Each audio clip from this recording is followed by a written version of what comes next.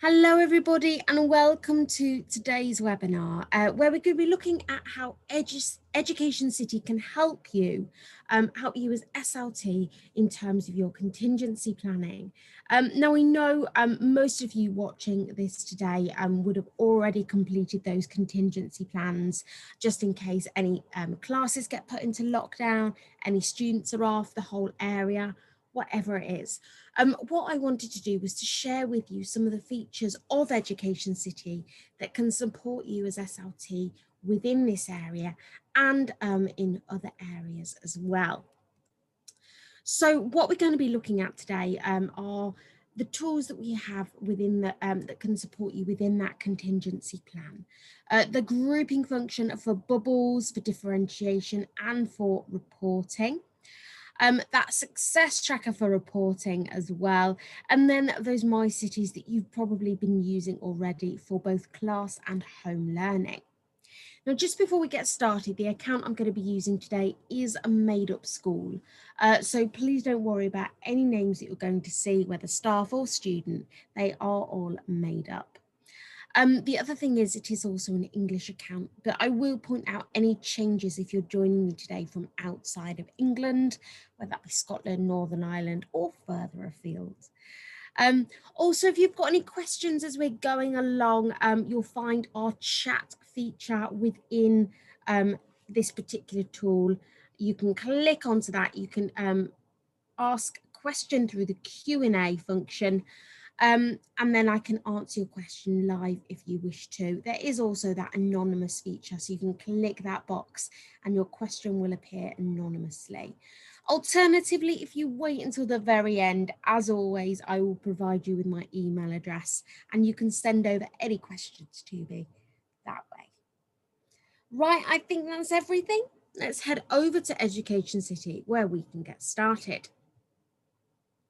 And here we are.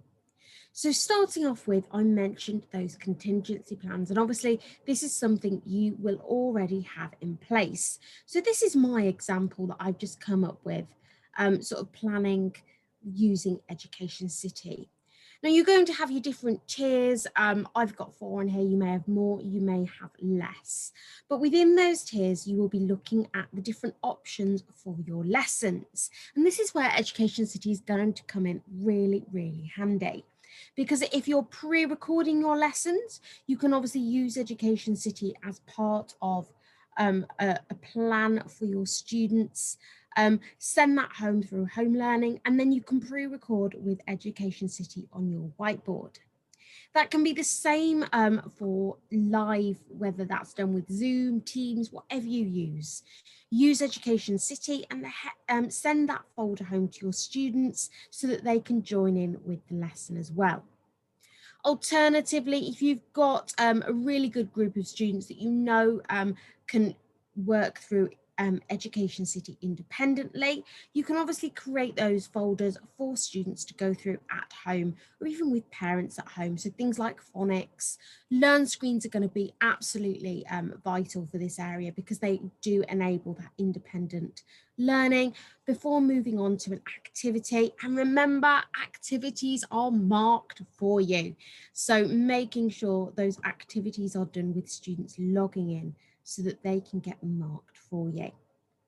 So you can see I've got a couple of features on here, such as pre-recorded, live with Education City and independent home learning, but you might also have things like your school response, your staff tree. We used to have like a staff snow tree, who would inform who if the school was closed due to snow, and then also who was responsible for what, including your sort of HLTAs, LSAs, their groupings, sort of their interventions or focus groups might still go ahead through one of those ways. There we go. Right, so let's head into Education City and we can go through those areas. So here I am using the new home screen. You can still use the classic view. It does have many of the same resources there. I just prefer the new view. There we are. And starting off with those bubbles. So into the Manage Users area, which you will also find on your left-hand panel just here. And you'll find the grouping function at the end there. So that last green tab is your groups. And this will enable you to create groups not only in your class, but if you're looking for contingency plan bubbles in your year group, you can do that as well. So I'm going to click onto add group. Now, if you're creating groups within your class, always worthwhile popping your initials in just there so you can find your class easily. But as this is for my contingency plan, I'm just going to put CP. And then this is going to be my group 2 bubble. And that's for year 4 just there as well. You can pop in some notes if you need to. Not really necessary, but those notes are for you to look at. Parents and students will not see these. So this might be your contingency plan group more able. As an example, pop that note in. It will just remind you what this group is all about. There you go. And then you can search for your students via their name. Alternatively, something I like to do is search for them via their class as it appears just here. So obviously if your class named after, I don't know, trees, for example, or flowers, you can search as it appears just here. In this scenario, I'm searching for EMJ. Searching, and those students will appear. And then we can hover over to see what groups students are already in just there. This will include any groups that sort of you put in them into focus or intervention, but then we can go through, we can select those students that we're after and move them over. And you can see now students in this group, there they all are. And if we come across a student, we think, oh, actually, wasn't meant to put them into that group, click in the box and select remove, and you'll see just those pupils will appear just there. There we go. So once you've saved those groups, obviously they do come in really handy throughout EducationCity. There we are. I've got my couple of groups just there. I've got bubble 1, group 2. You can go in and you can edit these as well if you'd rather they all say the same. There we go. Just save that and you'll see now that that has been updated. So you can edit things. You can edit the students that are in it, for example. There we go. There we are. Right, so heading back to the homepage, we talked about that differentiated learning using EducationCity. And that will be done predominantly through the My City area. So you can see here, I've got a folder of work just here. I've got my rounding folder. I've popped some tools in there. This is the folder that I'm going to pre-record my lesson with or do live, my live lesson with rounding. And you can see here I've got the different tools to help me along. I've got some learn screens, so these are the things that students will follow along to try and support their learning. Going to work through this activity on the board with my students live, and then I've got a think it question that I'm going to open up to them just there as well. I've also got a new topic tool in there to work through to model with my students how they can do some rounding. There we go. So for that scenario, this is my folder. I don't need to assign this to students. I'm not going to worry about that at all. However, what I've got here is a rounding in class and a rounding at home folder. And to create those, all I've done is I've selected the box for that rounding folder, pressed actions and create a copy.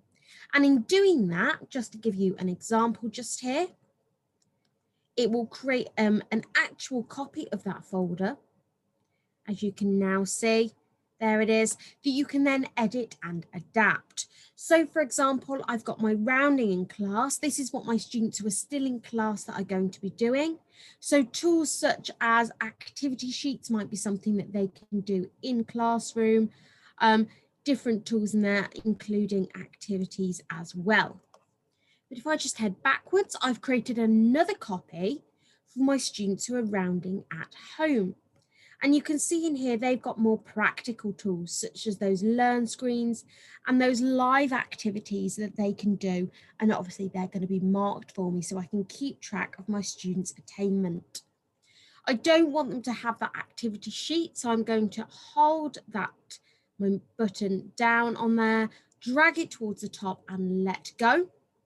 So you can see that, edit that folder slightly, making sure we save as we go through.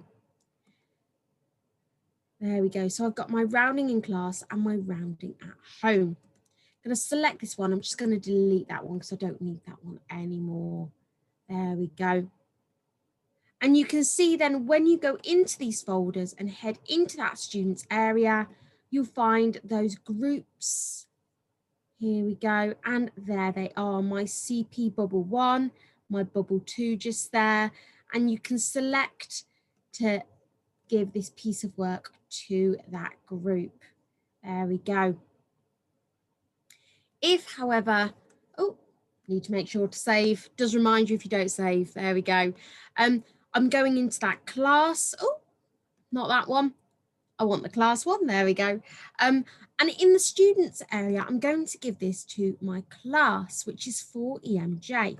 So I'm going to select all those students in my class, there they all are. However, I don't want to give this to that bubble of students who are working at home. So I'm going to head into the group function, head down to that bubble that I've given this particular folder to, and I'm going to deselect that group of students. So you can see at the moment, I can't add them in because they're already in there. But what I can do is I can click on the X and it will remove that students from that group.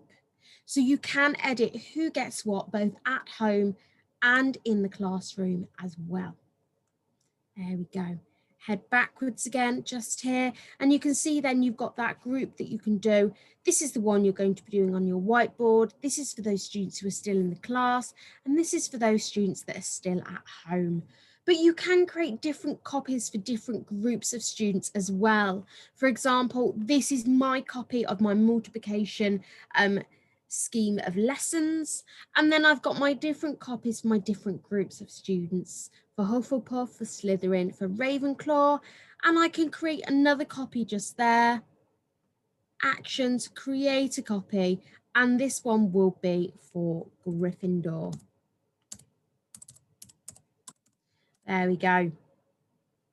Keeping that the same, and then obviously I can edit what is in there, work my way through. I can even edit what's on here, changing the colours if you wish to, for each of those group areas.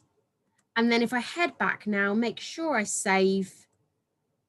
Obviously, I'd go through and I'd set this for those students. You can see now I've got my multiplication for Gryffindor, as well as for Ravenclaw, Slytherin, and Hufflepuff. There we go. So heading back to the home page now, we can see here we've had our bubble of students. We've been able to access those different folders for those different groups of students. And then you can head into the success tracker just here. There we are. And you can have a look for specific dates, maybe for the dates that they've been off school due to COVID, having a look again for that class, or once again for that group of students. And we can open up that folder of work just here. There we are. Oh, didn't mean to do that. There we go. And you can see everything those students have done. Obviously, I've selected a random time frame just there for those students. But having a look for that particular group just here, you can see there's my Gryffindor, Hufflepuff, etc. But I can have a look for my bubble 1, update that, and just having a look what those students have been up to. Obviously, all assessments and activities have been marked for me, and I can export this data to create an Excel spreadsheet. Again, benefit of that means that you can edit that depending upon the tracker system that you are using. As always, we can edit again, we can edit the columns, we can have a look at the curriculum objectives that have been met via any activities and any questions that they've got as well. Questions available, attempted and not attempted just there. And you'll be able to see, I scroll over, For any activities, it will tell us the objectives, and it will also tell us for activities and assessments, the questions available, questions attempted and not attempted. And we can even click into one of those to have a bit of a look as to the questions the students got and the questions that they answered just here. There we go. And we can just filter down via those ones that they didn't attempt. We can have a look at that revision journal that computer has created for this formative assessment.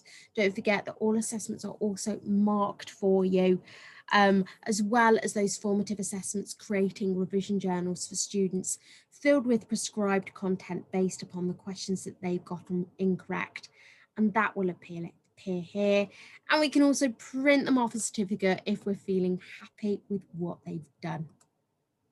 There we go. So just a couple of the ways that Education City can help through your contingency plan, both for the different bubbles of learning, whether you're in an individual student at home, that bubble at home, that whole year group at home, as well as the school working from home. There are the different ways that Education City can help, and you can keep track of what your students are doing through that reporting feature as well. I hope that has been useful to you. Please do get in touch if you have any questions for us. My email address is just there, customerservice@educationcity.com. I hope to see you next time at any of our future webinars, or if you want training, do get in touch with me and we can arrange that. In case you didn't know, we offer CPD training sessions now as well. Thanks again for watching. Until next time, take care and stay safe. Bye-bye.